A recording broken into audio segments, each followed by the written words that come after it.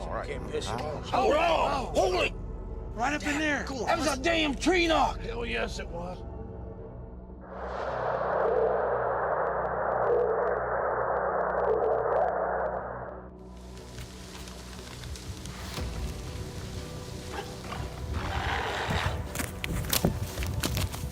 From the forests of Oregon to the mountains of Slovakia, strange encounters leave behind more questions than answers. Tonight we uncover Bigfoot screams and sightings along Oregon's Mount Hood Highway, the discovery of a giant nest in Taggart Valley, and Amy's terrifying encounter alongside Project Zoobook's scientific search. We'll follow a campout ambush in the Canadian Rockies, a haunted night hunt in Japan, and a chilling shadowy figure deep in the Slovakian woods. Each story builds the mystery. It began as a quiet hike.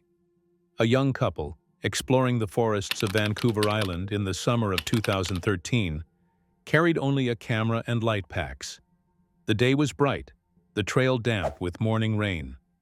Birds filled the canopy, and the air smelled of wet cedar. They had no thought of danger, only the steady rhythm of footsteps on soft earth. Then, movement caught their eyes. A shape, tall and gray, slipping between the trees ahead. At first it seemed like a trick of light, but the figure moved with purpose, crossing a gap in the forest where the couple's camera found it. The moment was brief but clear, captured in the opening of their video. Covered in hair, and they swore it didn't look or act like a bear. But here's the most chilling part. When I studied this footage frame by frame, what I discovered genuinely gave me a sick feeling in my stomach, and you'll see why. Just before we get into the extremely compelling and frankly deeply unsettling details of this footage, the lens revealed a bulky frame walking upright. Shoulders broad, arms heavy, steps deliberate. Its fur was silver gray, blending with moss and bark. For a moment the creature turned slightly, offering a glimpse of its profile. The couple whispered to each other, unsure of what they were seeing. Their hands trembled as the recording continued. The figure vanished into the timber, then emerged again, always moving with the same upright stride. No clumsy shifting like a bear. No stumble of balance, just a smooth, deliberate gait that looked almost human, yet larger than any human could be. The scene carried on in their footage, each step stirring a deeper sense of unease. And that's when they saw this large, upright figure. The figure was standing bipedally, they said, and swaying back and forth. The couple said it looked like it had a cone-shaped head and broad, bulky shoulders. But here's the really intriguing part. They filmed it for over 2 minutes. This is an unusually long and continuous sighting compared to most alleged Bigfoot clips. When the clip spread online, the debate grew. Some estimated its height at nearly 8 feet. Others insisted it must be a black bear, perhaps even the rare glacier bear with its silver coat. But the posture, the stride, the size, details that stayed consistent through the recording, left many viewers unsettled. Each frame seemed to raise more questions than it answered. Years later, the man behind the Cabin in the Woods channel shared the couple's encounter alongside his own. In 2024, he witnessed a massive gray figure moving through the trees near his cabin. The sight was short, but unmistakable. It matched their description perfectly, towering, broad, covered in thick gray fur. That personal moment convinced him the hikers had captured something real, not staged. What lingers is the honesty of the witnesses. Their voices on the tape trembled with disbelief, a mix of fear and wonder. They were not searching for legends. They were hikers, caught off guard by a fleeting glimpse of the impossible. And their recording, though debated, continues to pull people back into that quiet Vancouver forest. And finally, we've got the duration of the clip. As I said, this is over 2 minutes of sustained behavior, which places this footage into a category far more suggestive and intriguing than the typical fleeting blob squatch visuals. And once again, the common explanation given by skeptics that this was a bear standing on its hind legs doesn't really hold water because of the size, the color, the location, and the duration of this bipedal positioning. So, what do we make of it? Was it a rare bear walking in unusual ways, or one of the tall gray beings said to roam the coastal wilderness of British Columbia? The truth remains hidden in those moss-covered trees. Perhaps it still waits on another trail, ready to be seen only for a moment, before fading back into the silence of the woods. The forest has always carried a sense of mystery. In some places, silence feels too heavy, as though the trees are holding back a secret. Deep in the western woods of Kuci, Slovakia, a hiker set out on a 2-day trip. He wanted nothing more than quiet trails and the calm of the wild. What he found instead has left many wondering. At first, it was only a feeling. The quiet around him didn't feel empty. It felt alive. As he moved through the trees, he had the sense that something was near, unseen but present.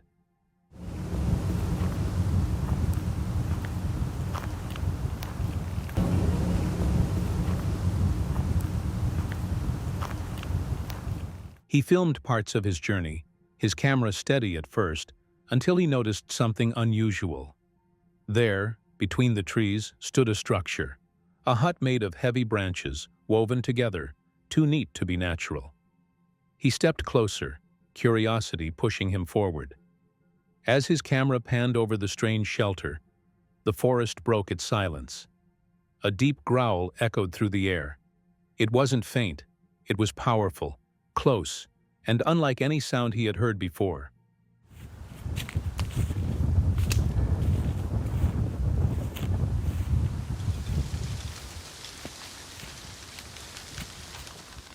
The hiker froze, fear striking through him. Then he backed away, his breath quickening, his mind telling him to leave. He moved down the trail, but the forest did not let him go so easily. Rustling sounds followed him, moving in step with his own.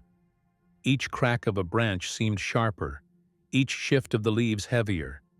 He turned his camera toward the noise, searching the shadows until something massive came into view. A towering figure shook the trees with sheer force. Its height was clear against the trunks that surrounded it, its size impossible to mistake.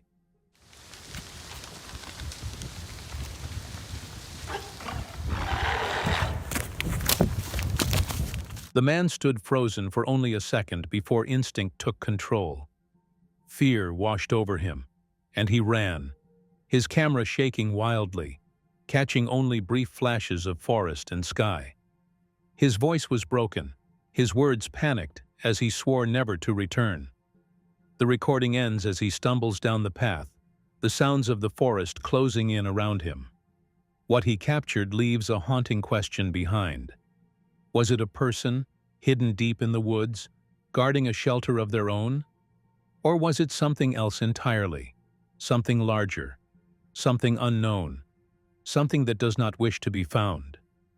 The branches stacked into a hut, the growl that carried through the air, the towering shape behind the trees. Each part of his journey adds weight to the mystery. The forest now stands silent again, but silence no longer feels the same. For those who hear his story, the thought lingers. What if something still waits among those trees, hidden just beyond sight, watching from the shadows? So when you think of the western woods of Slovakia, do you see only a quiet forest? Or do you see the outline of something that doesn't want to be seen? The back roads of New England hold more than quiet farms and winding hills. Along the line where Vermont touches Massachusetts, travelers have spoken of something unexpected. Not a shadow of the past, but a living presence in the trees. It was along one of these roads, in a small town called Pomel, that a man had his own encounter. He was driving home late one night, headlights cutting through the dark. At first he thought it was just another shape along the roadside, but then it moved.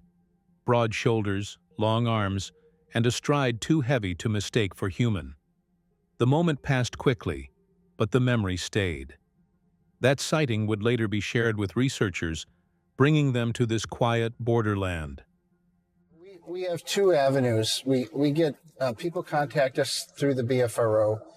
Dave and I handle Massachusetts with a couple other people. And then this part of Vermont has no one really covering it. So Steve Coles from New York keeps an eye on it. I keep an eye on it. And then Dr. David Brake is another investigator. He's up in northern Vermont. Years later, another story added weight to the mystery. A couple traveling in an RV pulled over at dusk. They wanted a quiet meal before settling in for the night. As they prepared their food, they noticed movement at the tree line. At first, only silence. Then a tall figure appeared for a breath of a second. It wasn't close, but close enough to unsettle them. They spoke of the sense that they were being watched, of a presence that lingered long after the figure was gone. These stories are not told with fear alone. A local schoolteacher shared his own memory of a strange morning walk. The forest was still, but something about the path felt different. Then came the sound, steady steps keeping pace just out of sight. He never saw the figure directly, but the rhythm of those footsteps left him convinced that something followed him that day. A quiet reminder that we are not always as alone as we believe. So looking at some of those mapping projects, there are sightings up and around the trail, and especially going into the Appalachian Trail. Again, you got a pathway, people are moving. Again, if you got people moving, you got to have sightings. If you don't have people, you're not going to have a sighting. But yes, looking at that map on the trail, there's definitely some stuff. As more researchers visited the area, they found not only stories but signs. In the deep woods, sticks had been stacked in deliberate ways, forming shapes not made by wind or weather. Some were leaned carefully into triangles, others crossed into patterns that suggested intent. To many, these structures seemed like markers, silent messages left behind in a language still unknown. For those searching the North Woods, these signs are as telling as footprints or sounds in the night. Settled by Europeans hundreds of years longer than areas out west, so there's just a longer history, and I think Vermont, there's a few stories that might fit into the kind of modern Sasquatch phenomena, but maybe some are lumped in as sort of wishful thinking. Each account, each piece of evidence, adds to a puzzle that is still unsolved. Are these simple mistakes of memory and imagination? Or could they be moments when people truly crossed paths with something hidden in the forests of Vermont and Massachusetts? The back roads remain quiet, but their stories do not fade. Drivers still glance into the shadows along the tree line. Walkers still notice when the woods grow too silent. And families still remember the nights when something large moved just beyond their light. Perhaps these hills carry more than just history. Perhaps the land itself keeps a secret, waiting in the stillness of dusk, along the roads where headlights meet the edge of the woods. The question lingers, what else might be traveling these same paths tonight? You definitely have some battles in here. You have its grab and pull from different, geographic areas, from the different states to re-grab things through. It's just, it's a little different. It's not New York. It's not Massachusetts. It's, it's there. It's its own little place, the beautiful, beautiful state. The forest holds its own language. Sometimes it whispers in wind, sometimes in water. But on a cold night in late September, it screamed. The sound was like nothing human ears were ready for. Part banshee, part woman in distress. A piercing cry that tore straight through the chest like the thump of a rock concert speaker. And then 15 minutes later, it was 8:30, it was dark, and we got the most terrifying scream we'll ever hear. It was a cross between a woman being ripped apart, a banshee, and the sound just went straight through your body like at a rock concert when you feel it in your chest. That was the moment the quiet of Mount Hood was broken. A place already marked in stories as part of the Bigfoot Highway of Oregon. Mike Leone remembers his own sighting clearly. It was September of 2012, a still, dry night in the woods. He fell asleep in the back of his Honda Element, windows cracked to the cool air. By morning, birds were singing, but one sound, a stellar jay squawking, made him sit up. And when he did, something else caught his eye. A massive, broad-shouldered figure, dark brown and nearly 7 feet tall, walked down the dirt road just ahead of him. It moved with the same forward lean, the same powerful stride seen in the Patterson film decades earlier. And just went to sleep like I always do. I woke up, I had the windows cracked. It was a beautiful morning. I was just listening to the birds, laying on my back, when I heard a stellar jay squawking, and that made me sit up. As soon as I sat up, I caught movement to my left, and right there on that road, there was a Sasquatch walking away. I only saw it from the back for a few seconds, walked away around that bend and right out of view. And the first thing I said was, "That's my sighting?" He grabbed a small camera and gave chase, sandals slapping the dusty ground. But the figure was gone, vanishing into the thick timber beyond the bend. No prints, no sign, just silence. Later that morning, a strange sound cut through the woods. A samurai yell, sharp and guttural. Mike believed it wasn't just a call, but a reprimand, as though one Sasquatch had been scolded for allowing itself to be seen. He never forgot the weight of that moment, or the eerie sense that he had stumbled into a secret not meant for him. I'm pretty sure that Sasquatch cut through the woods and went right up. There's a creek there and then right up that hill. There's nothing but dark woods back there. There is a little trail, but that's it. And yeah, I searched all around that whole day. There was nobody camped here. Both of those campsites were closed. It was the end of September. Not far from Leon's encounter, horse campers at Riley Trailhead had their own brush with the unknown. Horses, seasoned, trail-worn animals who had seen bears and cougars before, grew restless, stomping, snorting, refusing to settle. From the tree line came voices. Not human voices, not English, but deep and guttural. A strange conversation carried in tones no one could place. Some would call it samurai chatter. Researchers later compared these sounds to other recordings collected in the region.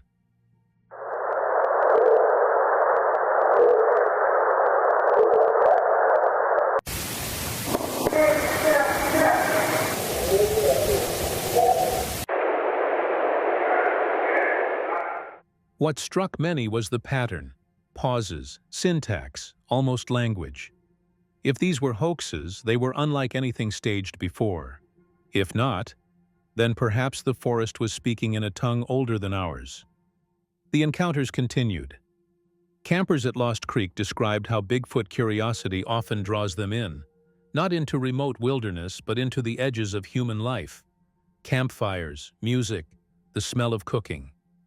Curiosity, they believed, was the Sasquatch weakness. And I think the best thing to do is play off of their weakness, which is curiosity, and instead of going looking for them, go to a good campground like this and draw them into you. Whether that's with cooking good foods, playing music works a lot, but just doing human things instead of Bigfoot researcher things can be very effective for having a Sasquatch encounter. But for one father and son camping on Mount Hood in October 2022, curiosity turned to terror. The first night, they heard wood knocks echo across the lake, answered by a distant whoop. The next evening, a shadow moved at the tree line. Minutes later, the scream came, long, ripping, banshee-like. It went through their bodies, chest to bone. From a ridge above, another whoop answered. Father and son bolted to their car, leaving tents and cameras behind. And then 15 minutes later, it was 8:30, it was dark, and we got the most terrifying scream we'll ever hear. It was a cross between a woman being ripped apart, a banshee, and the sound just went straight through your body like at a rock concert where you feel it in your chest. And it probably went on for 7 or 8 seconds, like, "Rah!" But it was like a screaming, terrifying noise. The next morning, they returned to collect their gear. The woods were silent, but when they prepared to leave, one last knock rang out. A warning, a farewell, or a reminder that the watcher was still there. Others who have stood in these forests, from seasoned researchers to passing hikers, describe the same feelings: the sudden silence, the heavy presence, the unshakable sense of being observed. For some, it ends in awe, for others, in terror, but all leave with a story. What are we to make of these encounters along the Bigfoot Highway? Are these screams, knocks, and shadows the voices of an undiscovered species? Or is the forest itself guarding its mystery through sound and fear? I could hear something out along the tree line, so I looked, but you couldn't see anything because it's such a dense forest. You use your flashlight and it just gets lost into the trees in the darkness. And so I really at that point thought more than likely it was wildlife. Well, then I laid down again, and next thing I hear is a conversation, something talking back and forth. I would say it sounded like two men. If you camped here on Mount Hood, would you stay through the scream or run for the car? It begins quietly, deep in the forests of Japan. Angelo sets out alone on a narrow road that has long since been abandoned. The concrete is cracked, the walls are crumbling, and the woods press in from both sides. He's been told of a legend here, a tall, dark, hairy creature, spoken of for generations. In Japan, some say they are protectors of the forest. Others believe they appear when times are troubled. Tonight, Angelo walks into that mystery.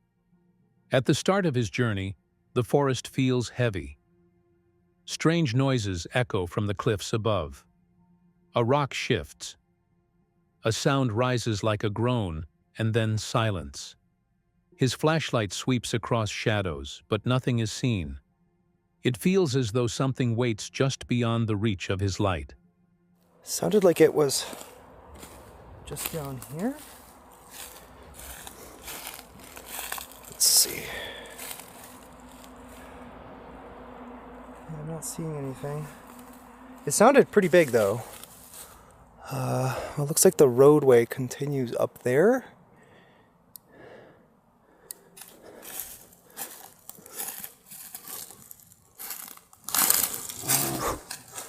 He pushes on, the road winding deeper into the trees. The air grows warmer, humid, thick. Then, from the dark hillside, a heavy thud. Another follows, closer this time. Angelo pauses, his steps careful, his breathing tight. The sound could be falling rocks, or it could be something else, something watching. His instincts tell him he's not alone. As the trail bends toward a river, the tension builds. He hears what sounds like a grunt, then a whistle carried faintly on the air. Twice, something strikes metal nearby, as if an unseen hand is testing his nerve. Each noise is sharper, nearer, until the woods seem alive with movement. Angelo tries wood knocks, hoping for an answer, but only the night responds with its shifting whispers. The sense of being followed grows stronger with each step. What was that? It kind of sounded like a rock. But how? Unless it was... Okay, that was weird. I'm still not, seeing anything. Is there something up there in the trees? Near the end of his time on the trail, the forest falls eerily silent. No birds, no animals, only the soft hum of his flashlight and the weight of unseen eyes. Then, just before returning to his car, the stillness breaks.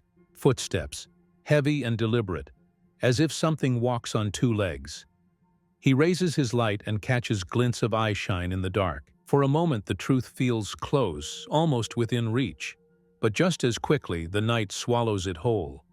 Okay, well, as I was saying, mimics at the other location. I'll see you there. What the...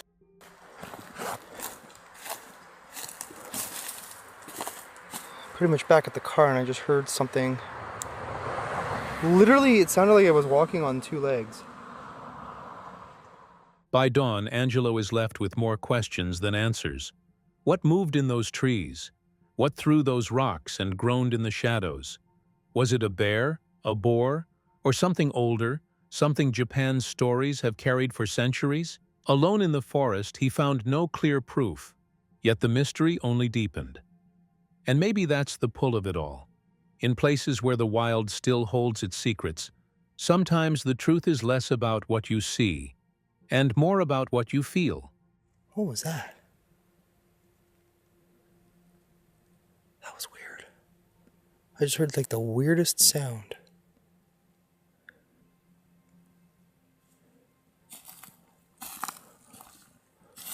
It was almost like a very, very faint whistle or breathing or something. So what do you think? Were those sounds the echo of nature or the presence of a creature Japan has never forgotten? In the heart of the Canadian Rockies, silence carries weight, the kind that makes every crack of a branch feel alive. Two men set out here, searching for answers. But instead of quiet camping, they found themselves in the middle of something unexplainable.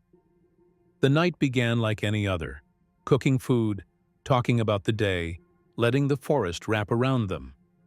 The fire was steady, the air cool.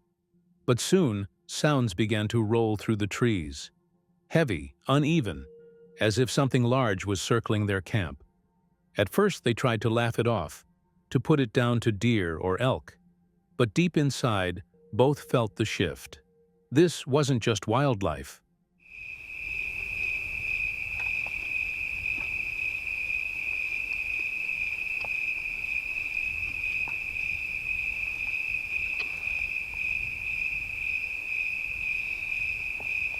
It's been weird. It's been on and off, distant noises.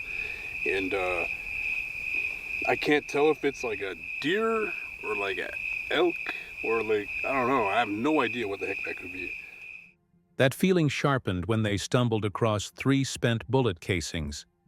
Lying in the dirt, they carried a quiet question. Who had been firing out here, and at what? The roads nearby made it a dangerous spot to shoot, and the discovery left them uneasy. Someone was definitely shooting at something. Just 3. I don't have no idea what they were shooting at. 3, 2, 1, they're all the same. It's so weird. I really hope they weren't trying to shoot the water or trying to reach that, because it's pretty dangerous, man.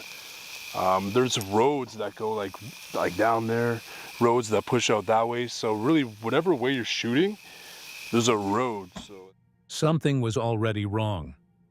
Back at camp, they tried to keep calm. Burgers cooked on the grill, smoke rising through the night. For a moment, it almost felt normal again. But then, the stillness broke. A strange sound echoed from the ridge above them. Not a bear, not any call they knew. It was long, raw, and unsettling. it's been weird. It's been on and off, distant noises. And I can't tell if it's like a deer or like an elk or like, I don't know. I have no idea what the heck that could be.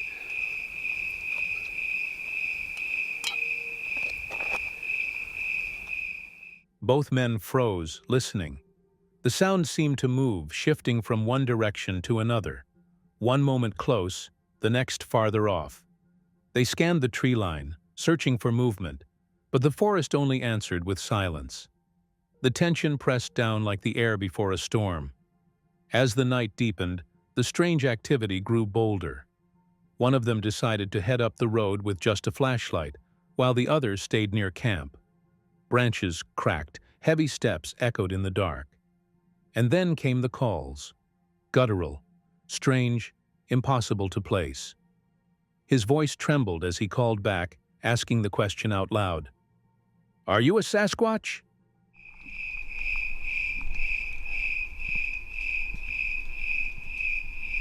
What is that? I hear movement. Guys, I'm tripping. Okay. Hello? Are you a Bigfoot? Are you a Sasquatch?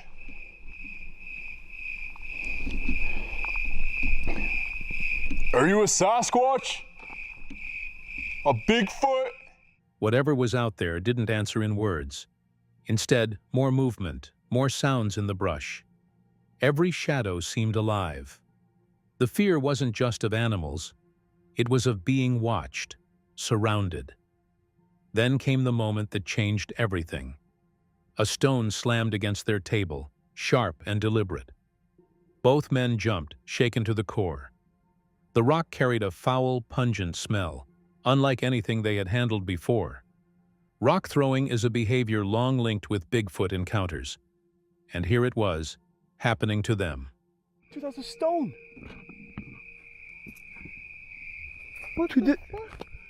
Which? It would have been one of these. Bro, it literally hit the table, man. That was insane.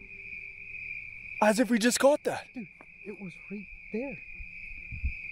At first I thought I heard movement, and then I heard it hit the thing. They looked at each other, realization settling in. Something wanted them to know it was there. Something strong enough to throw stones, smart enough to keep hidden, and bold enough to come close. Through the long night they stayed on edge, listening, waiting, never truly alone. What began as a simple campout became a brush with the unknown. A night in the Rockies that neither of them will forget. So, what do you think? Were they surrounded by bears in the dark? Or was this something else? Could this have been the famed Sasquatch showing its presence in the most direct way possible? Loud and so powerful. I was actually worried that I was having heart rhythm, something, palpitations, I'm not sure, but something was going on. I don't know what it was, but that's something I'll never forget. And for a long time afterwards, I really would wake up with nightmares from it. In the stillness of the Allegheny National Forest, the night carries secrets. For Amy Bew, one of those secrets revealed itself in a way she never expected. She had gone there with friends, along an old logging road carved decades ago, far from towns, far from help. What happened next would haunt her dreams for months. It began with unease. Amy had been recovering from heart problems and worried she might be facing another episode. Lying awake in her tent, she felt her chest tighten and her breathing falter. Surrounded by darkness, she wondered what she would do if the worst happened so far from a hospital. And then, the forest answered with a sound unlike anything she had ever known. And out of the blue, and it's like making me get, just telling it, comes the worst yell that I've ever heard. It was so loud and so powerful. The yell that broke the night was deafening, so deep, so powerful, that it shook her to the core. It reminded her of island warriors bellowing across open ground, only louder, closer, more primal. Fear gripped her chest in a way no illness could. Later, she would admit the sound followed her into nightmares, waking her in cold sweats for weeks afterward. By morning, the group tried to make sense of it. Each person had felt something strange that night: unease, dread, the weight of being watched. They searched for answers, wondering if fracking or seismic activity might explain it. But there were no highways, no trucks, no signs of industry. Amy's own words captured it best. She could not say it was Bigfoot, but she knew it wasn't a bear, and it wasn't human. I'm not willing to say it was Bigfoot, but I'm willing to say it wasn't a bear, it wasn't a truck. I don't know what it was, but that's just something I'll never forget. And for a long time afterwards, I really would wake up with nightmares from it.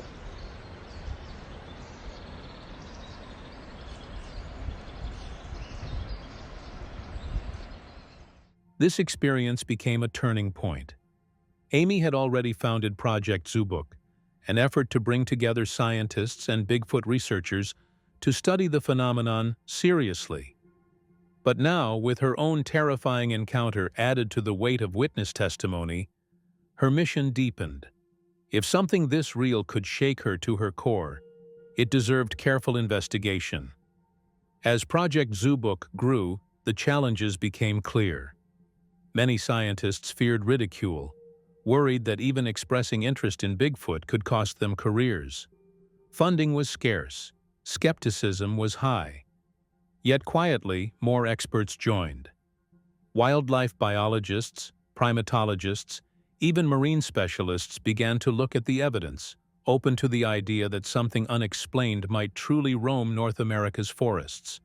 One of the things I'm the most proud of with Project Zoo Book is we have a whole group of scientists, and we have wildlife biologists, primatologists, marine biologists, all kinds of scientists involved now. There are more scientists than you think who are interested in this, and they don't want to lose their job. Not everybody has that concern, but it is a very legitimate concern for some. Alongside science, folklore plays its part. Indigenous stories have spoken of wild men and forest guardians for generations. To ignore them, Amy argued, would be to repeat history. The same mistakes once made when gorillas, orangutans, and other great apes were dismissed as myth until proven real. Perhaps Sasquatch sits in that same place, waiting for discovery. From there, Project Zoo Book began bridging two worlds: the cultural truths told by communities and the data-driven work of science. Citizen researchers were encouraged to record not just footprints or sounds, but plants, wildlife, and patterns in the forest. Every small detail built toward something larger. Even if Bigfoot itself remained hidden, the process revealed how much the wilderness still had left to teach. Another thing that I do that is a big passion of mine that not even a lot of my friends know that I do. I have a certain area out in the Allegheny National Forest. My grandpa had a hunting cabin there, and I spent a lot of my childhood there. And I don't get out there as much as I would like to anymore. But when I do, I have a little kind of micro study going on, and I have hooked up with some different biologists across the country that are interested in the flora and fauna of that area. For Amy, it became more than chasing a mystery. It was about collaboration, respect, and using curiosity to open doors. Whether Bigfoot is eventually proven or not, the journey has value. It connects people to the land, encourages science to listen more closely, and honors the voices of those who have carried these stories for centuries. The Allegheny Yell may never be explained, but it stands as a reminder. Some mysteries shake us awake, forcing us to search harder, dig deeper, and listen longer. So, what do you believe? Was that unearthly scream a trick of nature, or the voice of a creature science has yet to name? Deep in Taggart Valley, the forest holds secrets that few have ever seen. Thick branches twist into strange shapes, and the ground feels heavy with silence. On this night, the team set out for what would become one of the most startling discoveries of their search. A structure so massive, it could only be described as a nest. At the very start of their journey, they found signs that the creature was already close. A tree had been torn from the ground with sheer force, leaving the team both unsettled and eager to follow the trail. Flying that drone is what really poked the hornet's nest with this Bigfoot and got him mad. Oh, yeah. Rattle his old chain a little bit. Jeff's got a pretty good theory. You made him mad. Look at this. He thinks that drone being up in the air irritated that Bigfoot to the point where it ripped that tree up out of the ground and chucked it.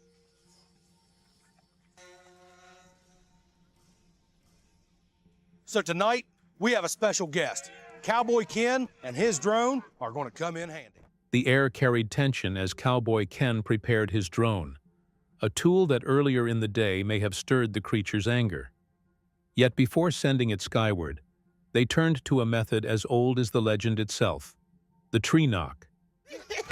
Oh! Damn, yeah! Kenneth! Shh, listen. Wow. Anybody hear anything? No. No, I ain't hearing a thing. That's a good tree knock, though. Hell yeah, it's Damn professional. good. Sorry we didn't get anything. Hey, don't be down on yourself. That was plan A. With a single strike, the forest echoed. The sound was so sharp it felt like the woods themselves had answered. And then, from up the hill, a reply came. Will do. All right. Can't piss it off. Oh, holy! Right up in there. That was a damn tree knock. Hell yes, it was. The knock wasn't theirs this time. It was something else. The team split into two groups, moving carefully through the hollow, guided by that chilling sound. Cowboy Ken walked steady between them, the glow of their lights fading as they pushed deeper. The woods grew darker, and the sense of being watched clung to every step. Soon, they stumbled upon a tree so twisted and gnarled it looked unnatural, almost as though it had been shaped to warn them away. The men called it the Devil Tree, a place that felt charged with something beyond explanation. Look up, and here's this big old honey locust, all gnarled together, twisted together. That old honey locust is twisted every direction. Yeah, it is. Looking up at this tree, this don't give me any good feeling. Sure looks like it should be Bigfoot country. This thing, it pierces you right to the center of your soul. Telling you guys, that's a devil tree. That is creepy looking. Not far from that eerie marker, they found more clues. Fresh pine limbs lay scattered across the ground. Yet in this stretch of valley, no pine trees grew. It was as if something had carried them here with purpose. The team pressed forward, each man knowing they were closing in on something extraordinary. Their voices lowered, their steps slowed, and then it appeared before them, a structure unlike anything they had ever seen. Thick limbs stacked and woven, stretching across the forest floor. A nest, massive in size, built with deliberate care. This is all hardwoods, boys. Yeah, fake stuff. Big old dead honey locust. Scary. Holy guys, look at this. Dag, go on. Oh my God.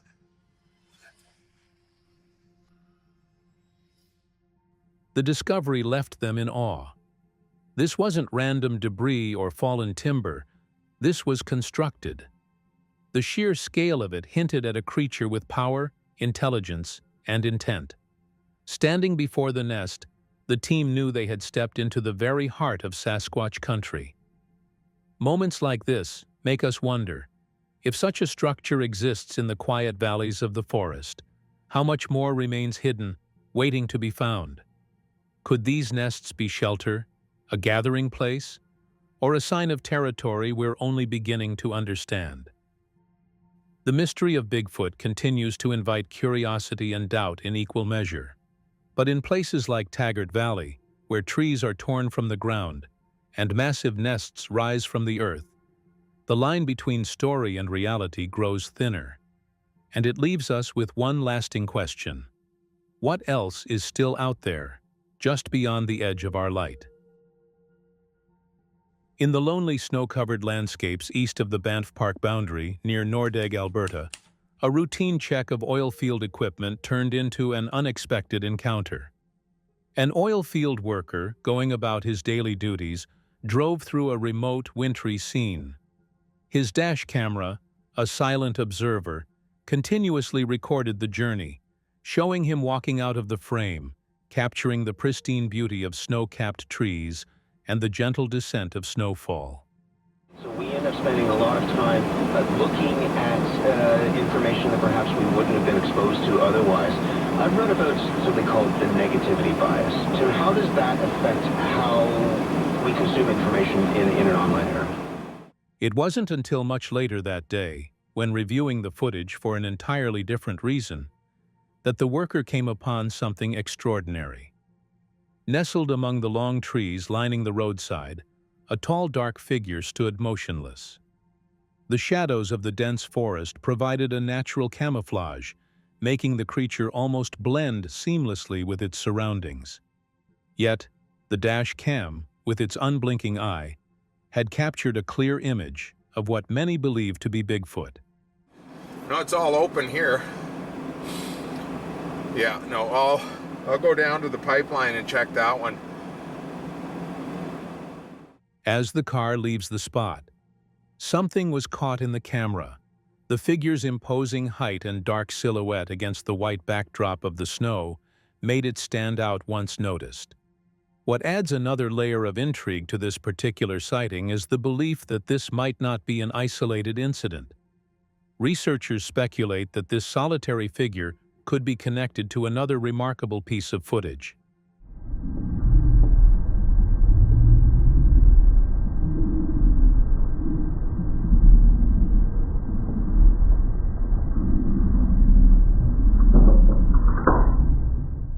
Just 25 to 30 miles to the west, a video recorded by David Beaver in December 2019 reportedly showed a Bigfoot holding a young Bigfoot.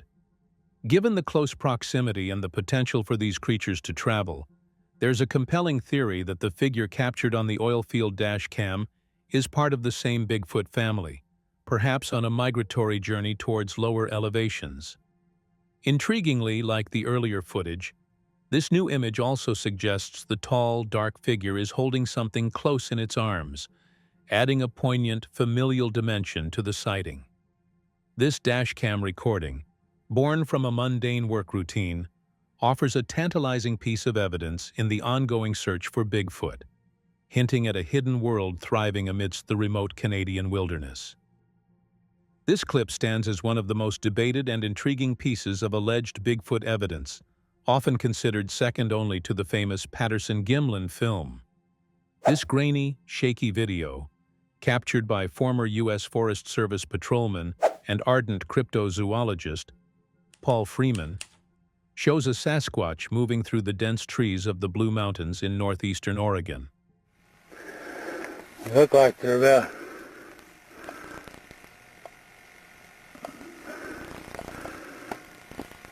9 inches long. They're pretty good little tracks. They're sure a little one. He starts by measuring tracks he has found in the video. Paul Freeman had a long history of Bigfoot encounters and investigations before this celebrated footage. His journey into the world of Sasquatch began in 1982, when he reportedly sighted a Bigfoot near Walla Walla, Washington, and discovered impressive footprints with dermal ridges. However, Freeman's credibility was often questioned due to his prior admission of attempting to fake Bigfoot prints for experimental purposes, an admission that unfortunately overshadowed his legitimate discoveries for many skeptics. 32 inches between the stride there.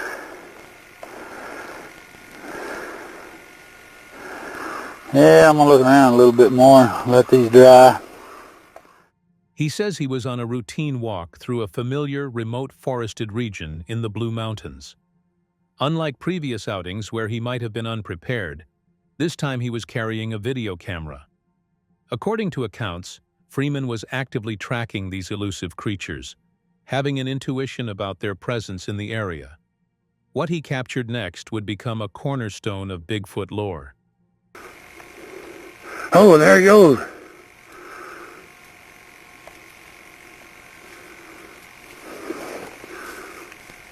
Jesus.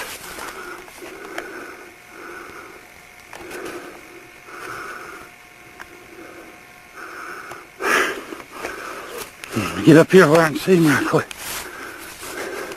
The footage, though of low resolution and inherently shaky due to the circumstances of its recording, appears to show a massive creature standing on two legs, moving through the trees.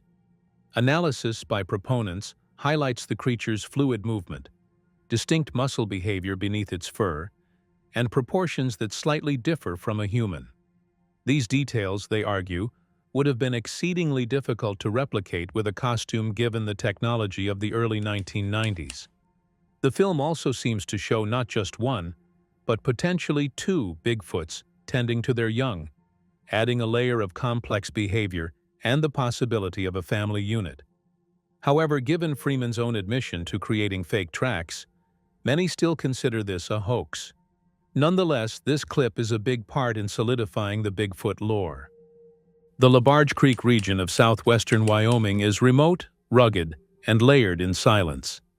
Tucked between pine-thick slopes and winding tributaries, this part of the Bridger-Teton National Forest has seen little change over the decades.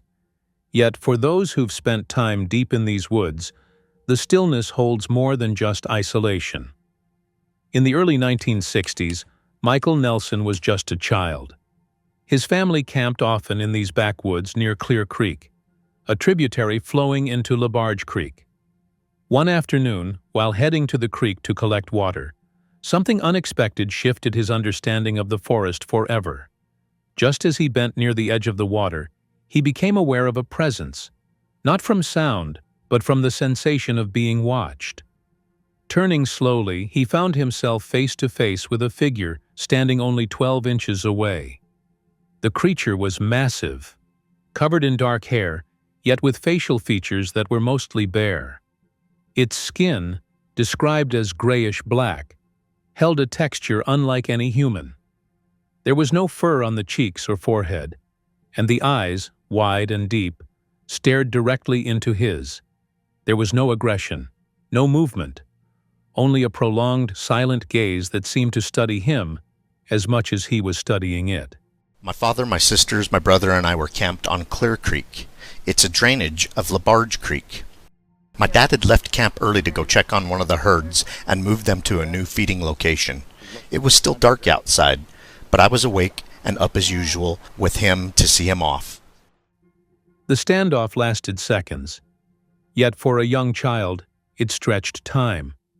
And just as suddenly as it began, the creature turned and vanished back into the forest. That was not the only encounter. Years later, during another family outing in the same area, Michael witnessed what appeared to be the same type of creature. This time it was crouched beside his sister's sleeping bag. The figure leaned over her silently, again with no signs of hostility or violence. It moved away as quietly as it had come. I woke up in the middle of the night. The sky was clear. I remember seeing the stars and the moonlight, which lit up a large man-like figure that was leaning over, looking at my sister next to me. These events, as reported by Nelson, were later submitted to the Bigfoot Field Researchers Organization and shared with the Rocky Mountain Sasquatch Organization for documentation. They remain among the rare cases involving such close proximity, particularly the Clear Creek incident, where the witness claimed to be only a foot from the creature's face. Not far from these events, another account surfaced, this time from a ranch hand working in the LaBarge Creek area. While out tending livestock near a remote tree line, the ranch hand claimed a large bipedal figure emerged from the brush. It moved with weight and purpose, walking directly past him at a close distance. He described thick, dark hair, immense shoulder width, and a height that exceeded any human norm. No words were exchanged. The animal looked once toward him, then continued walking into the timber without a sound. I'd never heard or thought about Bigfoot or Sasquatch. It wasn't until I heard and saw the Patterson film, and then the frozen body of the monster in the freezer that came through town, that I could have put a name with these creatures or monsters.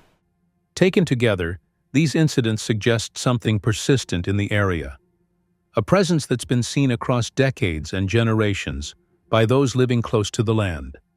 No photos, no footage, only memory, impressions in the dirt, and the quiet weight of an experience that never leaves the witness.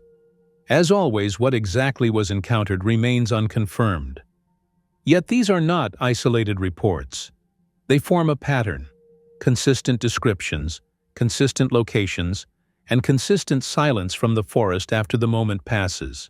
Star Valley area next to Grover State Park. Our property actually buttons up next to that. It was a really remote place when I was a kid. Now there's quite a few more summer cabins and whatnot. But my parents inherited some of that property, and we camped there every summer. So I spent most of my summers there. Could these reports represent an undiscovered species? Or are they something else entirely? Misunderstood, misremembered, or perhaps deeply rooted in human perception? Whatever the answer, the forests surrounding LaBarge Creek remain just as quiet as they were 60 years ago. And whatever moved within them may still be there. The scars remain, But the questions only deepen. Was it truly Bigfoot, or something else entirely? The forest gave no answers, only silence. This case stands unmatched in brutality and mystery. As more reports surface, one truth becomes clear. Something powerful roams unseen. Will you be ready if it comes closer? Have you ever filmed something so ordinary, only to find, hidden in a single frame, something extraordinary? That's exactly what happened when two creators filmed a backyard survival challenge. On playback, viewers noticed something strange. A dark figure standing upright, obscured by trees. It wasn't addressed in the video, but there it was. Tall, broad, rigidly still. Not a crew member, not a prop. Watch yourself. No, this can't be, this can't be. No, this guy's gotta be wrong, he's gotta be wrong. That's right where we are. The freeze frame spread fast. Users started speculating. Was it a person, a suit, or something else entirely? The silhouette didn't match human proportions. Shoulders too wide, head too forward, and the way it blended into the brush, unnatural. The creators took it seriously. What started as a game turned into an investigation. They returned to the spot with cameras, thermal imaging, and casting material. The original tree line wasn't far from the house, but once you stepped past the lawn, the landscape changed quickly. Dense thickets, narrow game trails, quiet, but not empty. Watch yourself. Logan, if that's not Bigfoot, I don't know what that is, okay? And that was taken literally 50 yards from this house. Now, I triangulated the forest behind us, and if you check it out on the Bigfoot map forum, there is a lot of sightings here. There's even newspaper articles about Bigfoot being seen in this area. That's when they found the first track. Pressed deep into the soil, wide, with splayed toes, no shoe pattern. Whatever left it had weight. And it wasn't alone. Another track was found 6 feet ahead. Same shape, same size. The stride was massive. They followed it, slowly, carefully. Branches above shoulder level were broken, not crushed by wind, snapped. Bark scraped off from mid-tree height. A heavy passage, intentional movement. One of the team spotted a hair sample tangled in a split branch, nearly 7 feet up, coarse, gray-brown, root attached. They sealed it in a collection tube. Watch yourself. It's feeding time. What? Yo, there's like water in there too. Look at that. There's like scratch marks all along this log. What are those? I don't know. Logan is heading across now. Gonna try and find a path over this massive ditch. No wildlife approached the area. Even when they left fruit as bait, it remained untouched. But something was moving parallel to them. Out of sight, but not out of range. On thermal, there was a flicker. Something warm, crouched low. It moved between 2 trees and disappeared. Not a deer, not a raccoon, and too fast for any known animal that size. Further in, they discovered claw marks on a fallen log. Fresh, 4 deep grooves, too spaced apart for any local carnivore. The bark hadn't aged yet. Whatever made it was here recently. Close. Watch yourself. Okay, so Jake's taking the long way around. I found a path that connects us to the river. But since I've been here alone, I've been hearing a lot of weird things in the woods. I don't think it's Bigfoot, guys. In my opinion, I think Jake's just done a little bit too much research and, you know, he's acting a little crazy. But that's just between you and me. As darkness fell, the environment shifted. The insects stopped. A heavy rustle echoed from behind. Then, a rock fell. Not rolled, dropped. A tree cracked somewhere uphill. Nothing vocal, but enough to know something was watching. Not charging, not fleeing, just present. They stopped at the edge of a ravine. Visibility dropped to 0. It wasn't fear that turned them around, it was instinct. Too many unknowns, and something didn't want to be seen. Watch yourself. Hairy-looking monster roaming at night. The picture that I took from our last video definitely concerned me, but I still wasn't sure for myself So we had to push forward, putting all that behind us. The next morning, they returned. The casts had set. What came out of the ground showed clear impressions. 5 toes, mid-tarsal break, no arch. One was 16 inches long. The weight distribution was off-center, like a creature used to walking uneven terrain. The hair was sent for analysis. No confirmed match, but it didn't align with deer, bear, or canine samples from the region. It remains unidentified. No one was attacked. No structures were found. But what they experienced wasn't entertainment. It was something quietly disturbing. Just far enough outside normal to leave doubt. Just close enough to leave no comfort. Watch yourself. That's a pretty big foot. Yeah, we'll be able to get a better imprint of what it looks like once we pull this out, but we're gonna need to let it harden. Now we just gotta wait 30 minutes for that to set, and then we can pull it out. I'm not feeling this. Okay, freak it. I keep hearing things. Yeah. Yo, and I know I saw something on that footage, man. What do you think they captured? A coincidence shaped by branches and shadow, or a brief accidental glimpse into something watching from the woods? Drop your thoughts below. Have you ever filmed something and only noticed the strange part later? Across mountains, valleys, and dark forests, the evidence of something extraordinary lingers. From Oregon's screams to Canada's ambush, from Japan's haunted night to Slovakia's shadowy figure, the signs of Bigfoot reach far beyond borders. But what do you believe? Share your thoughts below. And if these journeys keep you curious, show your support with a like and subscribe. It keeps the search alive.